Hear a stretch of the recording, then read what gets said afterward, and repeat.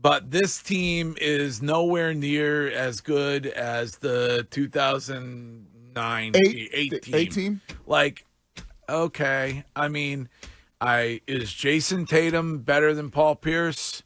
Yeah. Yes. Yeah. Is Porzingis better than Kevin Garnett? No. Probably not. Is Jaylen Brown better than Ray Allen? He's a better overall player. He's a better all-around player. Not a better shooter than Ray Allen. You ready for this, Greg? They have a better coach now than they did then. I am now officially Missoula better than Doc. What? Wow. Really? What a turn for Curtis. All right. Doc has been awful everywhere without that team. Yeah, he's literally lost every single time. Missoula hasn't lost yet. And he's had loaded teams. But, you could obviously make the argument, and, we all love Paul Pierce, and we think he's a great player. But Jason Tatum has more skill than Paul Pierce, right? And if you had that matchup and you go, all right, you start to match up teams and you start to look like they would have a very difficult time covering Jaylen Brown and Jason Tatum. Porzingis and Kevin Garnett, that obviously give the edge to KG. But you start to look Derek White, and you start to look at some of the role players that they had, Rondo, Drew Holiday. So, but you could look at that, and I look at this and I say, why are we here? And I hate to say it, I blame a lot of us for why we're here. Well, you keep going back to that. But that's the truth. Listen, when you create Frankenstein, you can't be mad when Frankenstein then goes around and But what is the monster? What's the monster that you're talking about that we created? We created this narrative that Jaylen. They're not that good. No, also, by the way, Jaylen and Jason. I don't like to nitpick, but I think Frankenstein was the doctor, not the monster. Just to be clear. Yeah, it was Dr. Victor Frankenstein. Correct, yeah. Who created the monster. What was the monster's name? Yeah. Huh? What was the monster's name? I think no name. Yeah, it was Frankenstein's monster. We don't know what the monster's name was. Yeah. Robert De Niro actually played him pretty well in Frankenstein.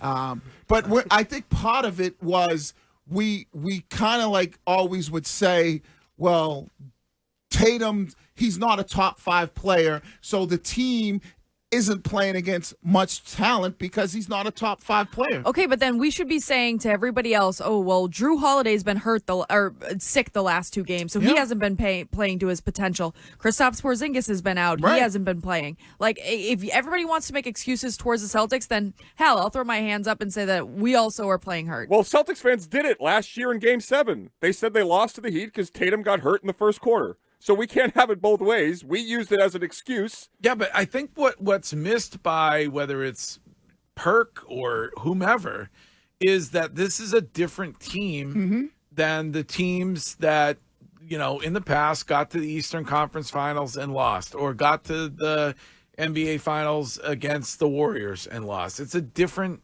team. I would say Perk's team didn't it could have done more. Right. Winning only one with that group was a disappointment. This team has the potential to win more than one, and there's that old guy mentality where it's like, it was always better in my day. Tatum would be the first pick drafted of those 2 rosters by a wide margin. Right. This team can do more things differently than the 08 Celtics. I was at every one of those games. I loved that team. It was an awesome run. Ubuntu, everything.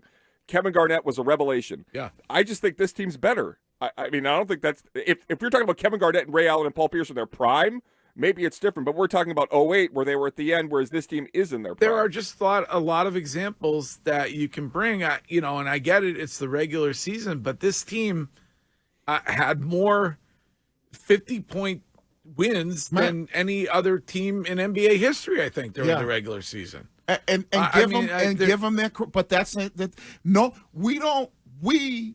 or maybe not we, but nationally, They don't give this team the respect and credit that they deserve. Correct. And it starts with the 2 superstars, and it obviously starts with Jason Tatum. When they talk about Denver, they talk about how good of a team Denver is, how good of a team they are, how good the Joker is, Jamal Murray. Tatum and Brown don't get that. Right? So they always say, well, yeah, they're a good regular season team, but the Eastern Conference, how many good teams are there? That's what they'll lean towards. And I mean, in your mind, what's the best NBA team of all time? Like the best NBA team of all time? Like, some 86 argue Celtics. Some argue that it's the 86 Celtics. Also the Bulls that won 70 games, whatever year that was. That was that the 96 or 97 Bulls? It's hard to take a team with Jordan in his prime off of it. But are you basing that on like what they achieved and who they went through to get there, or are you basing it on now that you look back on? Are you basing it on record? Are you basing it on? I don't know how you could I think if you're basing it, don't you look and you go the talent that was on the team. Like a lot of those Lakers teams in the 80s were talented. Like they had 6, 7 deep talented. Same with the Celtics when you start to think of the talent. You know. You mean on that 86 team. So yeah. You got Bird, you got McHale, you got Parrish, you got Dennis Scott, you got Danny Ainge. Yeah. You start to think about some of their starting fives and some of the guys that, even Cornbread, Cedric Maxwell. You start to think of some of the whole team as a whole, right? And you go, that was a talented basketball team. Same with the Lakers from the 80s. We're talking about Magic, Kareem, Byron Scott, Michael Cooper. We are so you see these texts, Greg? The 08 team would sweep this team? Yes, that's what they are suggesting. What in the world? Well, listen to Dennis Johnson, excuse me. I don't know why I said DJ. Yeah, I don't know why I said Dennis Scott. The late DJ. Yeah, excuse me. This is Eric from Natick, Curtis, on that very topic. Hello, Eric. Hi, how's it going? What's up? I just heard you guys saying that Pierce couldn't play against Tatum, that Tatum would be your first pick. Yeah. I don't know what you guys are watching, but Paul Pierce is stone cold killer, and he wouldn't be doing any of this, step back garbage or what's the word I want to use here? Hey, Eric, how many teams did Paul Pierce kill when he was the best player on the Celtics? I'm not talking about him literally killing anybody. I know. I'm saying beating. Like, how many teams did he beat? Not settle. I think the word is not settling. And so Tatum settles for a lot of shots. And Paul Pierce was never a guy to settle. Paul Pierce would go to the rack and put guys in foul trouble, where Tatum sits back and goes to his fall away. I've watched all the games too, man. Wiggy, and there's a lot of settling from Tatum's game. Okay. I love the way he plays. But all right. Wiggy, I would ask you this. Mm-hmm. What would people around here and nationally say if the Celtics today had to bring in a guy like KG and Ray Allen just to get Tatum over the finish line? Would they say that that's an insult to Tatum, that he needed to bring in an alpha to take the team to the next level? I love Paul Pierce. He's one of the guys that I mean, he was the only reason you watched for many years. He's a stud. I'm happy that he's here and was, the truth, all that. But to say that he's better than Tatum is to totally miss the point. Yeah, I think that when Tatum's career is over, and I think this is what we're talking about, when Tatum's career is over, you're going to look and go, Tatum was a better player than Paul Pierce. If he wins a couple of championships. I don't think he has to win a couple. I don't even think he has to win a championship.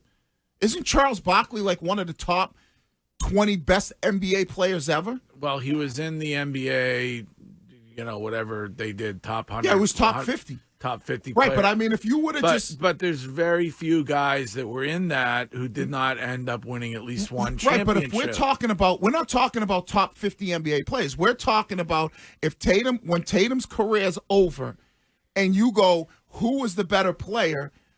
I would say that more people would say, even if he's never won a title, Jason Tatum was the better player than Paul Pierce. So he's going to be like Carmelo Anthony in your mind. Well, if he never won, I would say when we're talking about him versus Paul Pierce and who was a better player, better career, those type of things. See, I could never say that. Paul Pierce won a title. One championship. I know, but that to me is the differentiator. I mean, same with Karl Malone. Karl Malone never won a championship. But it's different with the Celtics. It's just different. But I don't think. But what's different about when you're talking about two players and saying when their career's over, if Tatum never wins a chip, when his career's over, how can you not say that based on what overall people are going to think, that he had a better career skill-wise. He'll probably have better numbers. Because if you don't win with the Celtics, it's viewed as wasted talent. I know, but we're not talking about. I'm just telling you how it's perceived. So I would ask the room, if Tatum continues to do what he does for the next 10 years, and it's all said and done, and he doesn't win a title, he doesn't win a championship. No, who's the better player? Paul Pierce. Yeah. You guys are out of your mind. I mean, and I love Paul Pierce. And how many teams? I mean, let's ask this question, Wiggy. How many teams was Pierce on that were anywhere near as talented the one that Tatum's on, and he's not winning? In other words, Pierce was on about 3 to 4 teams that had the chance to win a title, and he won one. Right. Tatum is in the middle of a run when they're at least the most or tied for the most talented team in the league. He has to. I agree, but even if he doesn't win, he's only like 26, and they're already saying he can't win. If he's 36 and he hasn't, that'll be the biggest bugaboo in the NBA. Right, but he'll still be he'll be the Charles Barkley. He'll be a punchline. He'll be the Charles Barkley of his era, one of the best basketball players that didn't win a championship. There's a lot of them out there. Guess what? Pat Ewing's out there. There's a ton of guys out there that I looked at. There are not a lot, really. There's Patrick Ewing. There's Carmelo Anthony. There's Charles Barkley. There's Karl Malone. Chris Paul. There's Chris Paul. There's not that many, Wiggy. Really. When I say a lot, there's enough guys out there that you can just rattle guys off the list and go, wow, that guy had an unbelievable NBA career. Yeah, you could say that though, but that people will always immediately say, but he didn't win a championship. Right, but when the argument is, who's better? Who's better? Yeah. Is Charles Barkley a better player than Paul Pierce?